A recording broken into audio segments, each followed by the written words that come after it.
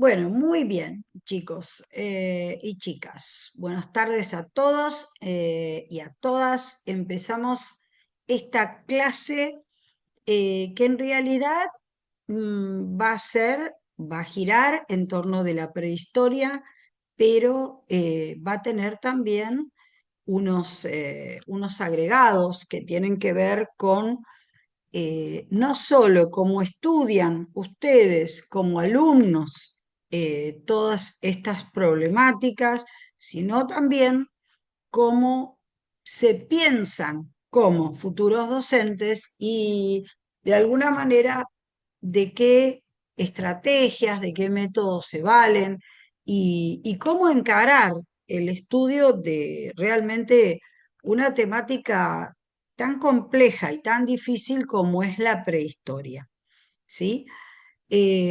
Vamos a trabajar a partir de una serie de elementos que son y los que venimos viendo en el aula y que nos van a ayudar a entender mucho mejor no solo la prehistoria, sino todos los procesos que vamos a ver a lo largo del año.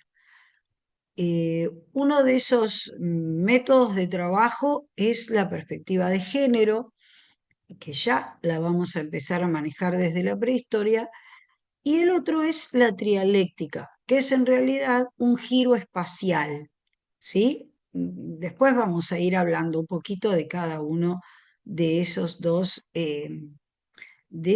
caminos, como dirían los griegos, de esos métodos, que quiere decir la palabra camino. Em, ¿Por qué un giro espacial? Bueno, porque hoy solo con la prehistoria, solo con la antropología, solo con la geografía, no podemos acceder a la complejidad que nos exigen los estudios actuales. Entonces, lo primero que vamos a entender es que vamos a abordar todo este periodo a través de la transdisciplinariedad. Es decir, aquí vamos a echar mano, como lo hacen los científicos, de quienes aprendemos, porque obviamente nosotros tomamos estos conocimientos de la ciencia, no solo de las ciencias antropológicas, sino también de la climatología, de la genética, de la bioarqueología, de la geografía. Es decir, hay una gran profusión de estudios que nos ayudan a comprender estos procesos. Es más, nosotros le seguimos llamando prehistoria en una denominación convencional, aunque sabemos que el hecho de poner la palabra pre no quiere decir que sea un periodo al cual le demos menos valor o no haya habido historias de seres y seres que han conformado todo este gran paleolítico y neolítico, que también son denominaciones puramente convencionales, pero bueno, a los efectos de organización de los materiales, nos vamos a seguir manejando con ellas, ¿sí? Yo les decía, hoy me preguntaban acerca de las lecturas de algunos libros, como por ejemplo La especie elegida, que me parece un libro hermoso, el libro de Klotz, y, y yo siempre les digo que esto también es una manera de acceder al conocimiento, es decir, cómo recrear la historia, en este caso la prehistoria, pero también pensar cómo enseñarla.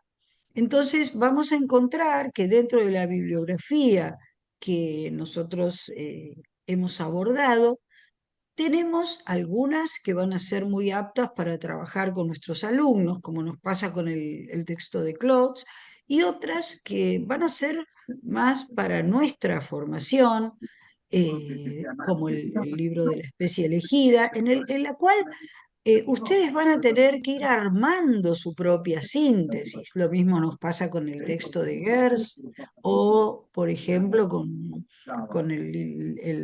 Carrolleo y Evolución o con los textos que hemos trabajado del género Homo, ¿no es cierto? Es decir, ustedes van a tener una gran profusión de textos, van a tener apuntes míos que también están en la plataforma, los cuales les van a permitir ir armando una investigación. Nosotros estamos trabajando ya hace 3 años con una metodología que nos ha dado muchos resultados, que es investigar para la formación docente. ¿Sí? ¿Qué quiere decir esto? Quiere decir que la primera tarea que ustedes van a tener que hacer para producir una secuencia,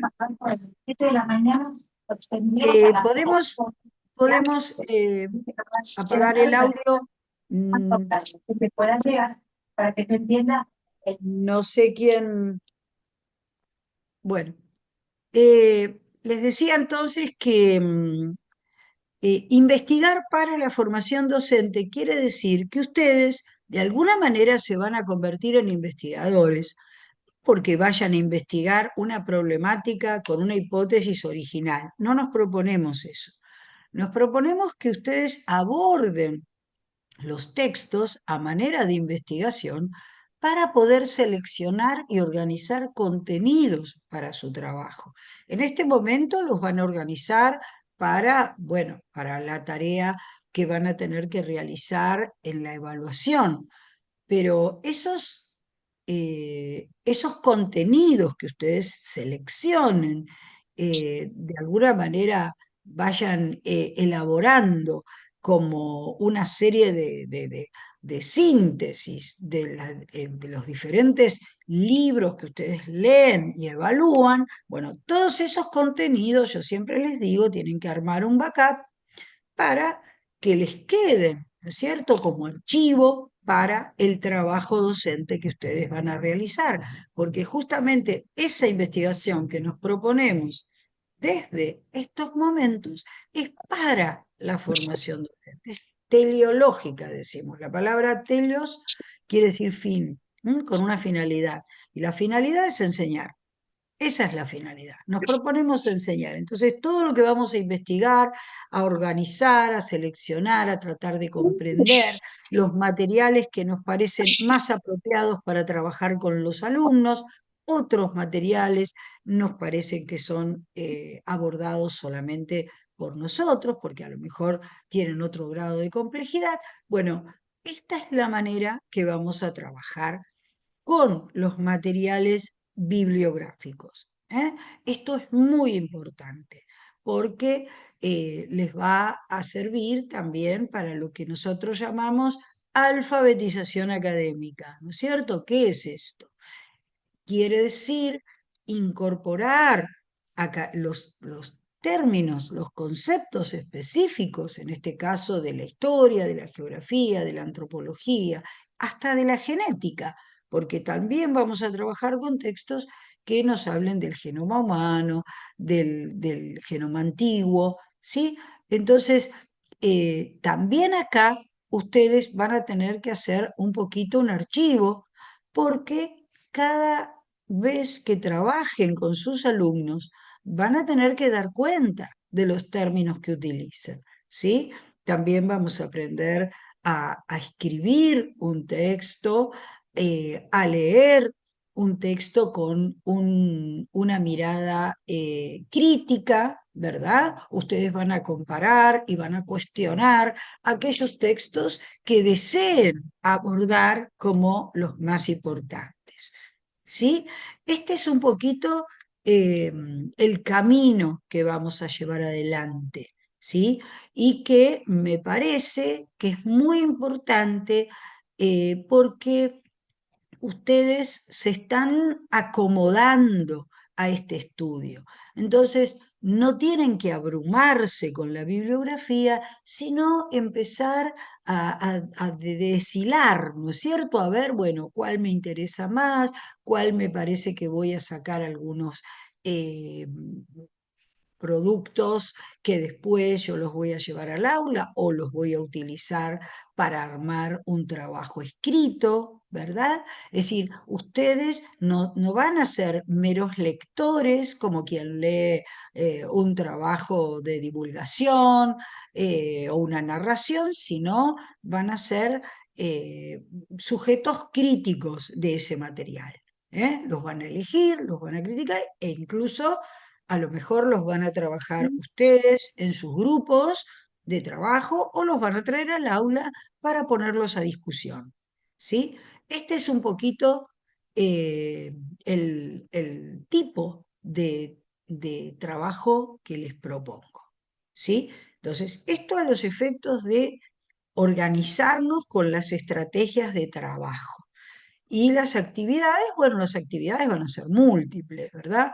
Ya hemos estado trabajando en grupo, ya han estado discutiendo algunas formas de abordar algunos materiales y bueno, después seguramente vamos a trabajar con imágenes, vamos a hacer exposiciones, todo esto va a ser nuestro trabajo cotidiano, pero lo importante es que ustedes mismos sepan elegir lo que quieran leer, cómo lo quieren leer, qué es lo que quieren decir de cada uno de los textos, porque no va a ser todo posible de llevar al aula, ¿no? Pero sí, a lo mejor eso que no pueden llevar al aula les sirve, sí, para completar la formación de ustedes, ¿verdad? Y entonces abordar un contexto, abordar los sujetos sociales, abordar la multicausalidad y la multiperspectividad como sujetos que realmente nos apropiamos de esos materiales. No es que está el material de un lado y ustedes del otro, sino que el material tiene que ser trabajado por ustedes, ¿sí? Y bueno, para eso bueno, estamos aprendiendo, esto es lo que hacemos, ¿no? Vamos y volvemos. Hoy me decían, ¿y qué capítulos? Bueno, a lo mejor es un libro para leerlo todo, pero no es para estudiarlo todo profundamente, sino para tomar, por ejemplo, hay una parte que dice recapitulación, que es una síntesis buenísima, ¿sí? Pero entonces lo voy leyendo, me voy informando, me voy formando y digo, bueno, a ver, justamente este capítulo me va a servir porque yo voy a hacer un escrito y para producir un escrito no voy a poner todo. Seguramente voy a elegir aquello que responde a lo que quiero decir o a lo que me gustaría que mis alumnos aprendieran. ¿Mm? Bien, vamos a la prehistoria y vamos a la perspectiva de género y a la trialéctica. La trialéctica va a ser también un método que vamos a ir trabajando a lo largo del año. Hablamos de la manera de ver la espacialidad, la socialidad y la historicidad, que se debe a Eduard Soja y que me parece realmente muy interesante para entender la complejidad, ¿sí? Trabajar la historia, la historicidad en los espacios vividos y en la prehistoria nos vamos a encontrar con esos espacios vividos que luego van a ser los llamados espacios percibidos, ¿no? Que son aquellos espacios, de alguna manera, los espacios geográficos a los cuales vamos a abordar, pero que tal vez todavía no se convirtieran para esos seres que vamos a ir encontrando en espacios concebidos, que son espacios que tienen que ver con las representaciones mentales. Esta gente son gentes de espacios vividos, es lo que Soja llama el tercer espacio, ¿sí? Ese espacio vivido que poco a poco van abordando casi enigmáticamente, ¿verdad? Porque bueno, recién un millón, casi un millón de años después, van a empezar a caminar por esos espacios, a reconocerlos y a migrar. Hoy que tenemos, este año que tenemos un trabajo de migraciones, bueno, ya el Homo erectus, que es uno de las primeras especies que vamos a estudiar, son los primeros que van a migrar, que van a salir de la cuna de África y van a desplazarse por Asia, por Europa, ¿m? Y bueno, y después vamos a encontrar otras especies, ¿sí? Primero, sabemos que no hay un estudio lineal de la prehistoria. Eso ya no se hace más. No hablamos de una evolución lineal, hablamos sí de una coevolución, como decía Clifford Geertz, ¿sí? Que es una evolución biológica, como nos dice Darwin, pero además, a la par de esa evolución biológica viene produciéndose una evolución cultural. A esto le llamamos proceso de coevolución. Y en ese proceso no vamos a encontrar de ninguna manera un progreso lineal, sino que vamos a encontrar diversas especies. Hay un texto muy lindo que dice una vez no estábamos solos, diversas especies, y decimos que es como si fuera un árbol, ¿no? Pero ni siquiera con un tronco común. Esto es muy interesante porque obviamente si ustedes van al aula, todo esto va a ser nuevo para sus alumnos, porque generalmente la prehistoria se sigue transmitiendo en esa forma anterior, que era esa concepción anterior que se tenía. Ese es un punto importante. El siguiente punto es el de la perspectiva de género, ¿sí? Yo les contaba el otro día que hablar de género no es hacer una historia de las mujeres, ¿sí? Sino trabajar el género es una perspectiva que actúa, yo digo siempre, como un microscopio, que nos permite mirar ese proceso, esa trama, deshilarla y profundizarla, fundamentalmente en lo que hace a las relaciones, ¿sí? No a los varones por un lado, a las mujeres por el otro, sino trabajar las relaciones. Porque ¿qué es el género? Se conceptualiza el género como un conjunto de representaciones, de ideas, de prescripciones, de prácticas sociales que la cultura desarrolla desde la diferencia anatómica entre los sexos. ¿Sí? Obviamente hay una diferencia biológica entre los sexos, pero para eh, simbolizar y construir lo que hoy entendemos como masculino o femenino, ¿sí? Que son categorías sociales. ¿Por qué? Porque el género tiene que ver con las relaciones sociales entre los sexos, ¿sí? Pero las representaciones culturales que surgen de esas relaciones. Entonces, de pronto, características que hoy aparecen como naturalizadas, claramente no lo son. Y la prehistoria es un momento que nos permite analizar cómo se construyeron esas categorías, ¿sí? Cómo se construyeron esas eh, esas representaciones culturales que fueron a lo largo del tiempo naturalizándose y después, bueno, vamos a ver cómo se cristalizan ¿eh? En una construcción de asimetrías, ¿sí? Es decir, desarmar la idea de biologización no porque no haya características biológicas, sino porque lo que se supone diferencia a los varones y mujeres terminan siendo categorías sociales y representaciones culturales. Cuando decimos la mujer es débil y el varón es fuerte, no hablamos de características biológicas, sino que cristalizamos conductas que se han ido de alguna manera eh,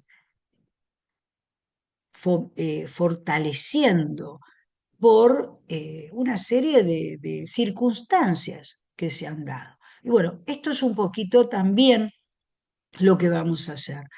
ir tratando de seguir estas características de estas relaciones y a través de los estudios científicos tratar de imaginar cómo se fueron construyendo. Por eso yo a veces, para hacerlo más narrativo, más fácil a lo mejor para explicar, le hemos puesto un nombre, hemos hablado de Andrés y de Inés y hemos construido, ¿no es cierto?, una probable situación que puede haber ocurrido y puede haberse repetido y reproducido, ¿no es cierto?, a través de los siglos y de los milenios.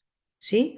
Entonces, esto es muy importante, porque la perspectiva de género la vamos a trabajar a lo largo, no solo en la prehistoria, sino la vamos a trabajar también a lo largo de los diferentes periodos que vamos a abordar.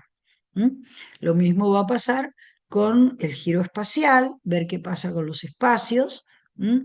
Cómo se relacionan esos seres con el ambiente, cómo construyen su vida, su forma de vivir. Por eso está lindo el texto de Klotz, donde habla de cómo vivían, de qué vivían, ¿no? Cómo se hacen nómades, cómo este gran, larguísimo paleolítico con muchísimas especies va después a dar lugar a un periodo que es el neolítico. Obviamente nosotros lo estamos trabajando en África, lo vamos a trabajar en Europa, pero yo lo que quisiera es que no lo tomen como otra vez, ¿no? Como una línea evolutiva, sino que estamos hablando de procesos, ¿sí? Que se llevan a cabo en contextos. Entonces, abordamos esos contextos y tratamos de explicar qué es lo que pasó y qué sujetos sociales dieron lugar a esos contextos. ¿Sí? ¿Hasta acá vamos bien? Eso, profe, que usted menciona respecto de la no linealidad a los chicos, a nosotros no nos enseñaron de esa manera. Entonces, eh, eso es un punto importante para el abordaje. Eso le quería preguntar porque en el documento del parcial, la última consigna es sobre el abordaje de los temas En el vistos aula, claro. en el aula. Bueno, justamente eso yo le quería hacer una pregunta respecto de esa consigna. Sí, cómo no. Que se refiere justamente a esto, ¿no? La forma en la cual uno o nosotros, como en este caso como alumnos, daríamos el tema o cómo lo abordaríamos, Bueno, ¿entiendo bien? sí, sí, perfecto, perfecto. Es que justamente esto tiene que ver con adentrarnos en este nuevo paradigma, que tiene que ver con los estudios científicos. No es que esto nosotros lo inventamos, ¿no es cierto? Porque, bueno, porque es una forma más linda de ver la prehistoria. Claramente todo, es decir, así como todo el abordaje anterior también tenía un sesgo, ¿no? Como era, ¿se acuerdan que habíamos hablado de un texto de Blumenschil que hablaba del macho cazador, ¿no es cierto? Bueno, ni era cazador, ni, me acuerdo de un tango, ni fue guerrero. Bueno, no era cazador, era un carroñero, pero eso no lo hace, no lo minimiza, ¿no? Entonces, tratar de plantear esta prehistoria como todo un proceso muy largo, no hay salvajes, no hay primitivos. Si usamos la palabra primitivos, lo usamos como primigenio, como que está antes, nada más, pero no hay una relación de superioridad e inferioridad. No es que vamos hacia un camino de la civilización. ¿M? Son maneras de vivir. Es más, no sabemos si a lo mejor no habrán sido más iguales estas sociedades que las nuestras. ¿Y qué es mejor? ¿No? Es decir, ¿por qué ponerlo en una relación de superioridad o inferioridad? Tal vez al contrario, la idea es ver cuánto de aquello todavía hoy tenemos, ¿no? Nosotros siempre decimos, como decía Edward Carr, el diálogo entre el pasado y el presente. ¿Cuánto nuestro presente se explica desde la prehistoria? Incluso los miedos, es decir, seguimos siendo paleolíticos en muchos aspectos, ¿no? Entonces, no creer bueno, que somos los mejores y que hemos probable. Nadie niega ni los avances ni nada de eso, pero vayamos hacia estos periodos y tratemos de comprender estos conceptos sin hacer juicios de valor, sino tratando de entender qué pasaba, ¿no? Y cuánto de ese pasado todavía hoy o tenemos o estamos destruyendo y no sé si está bueno destruirlo, ¿no? Porque bueno, ahora vamos a hablar un poquito del cuidado y de la vida, de sostener la vida. Y bueno, no sé si a lo mejor hoy estamos mejor en ese aspecto, ¿no? Esto me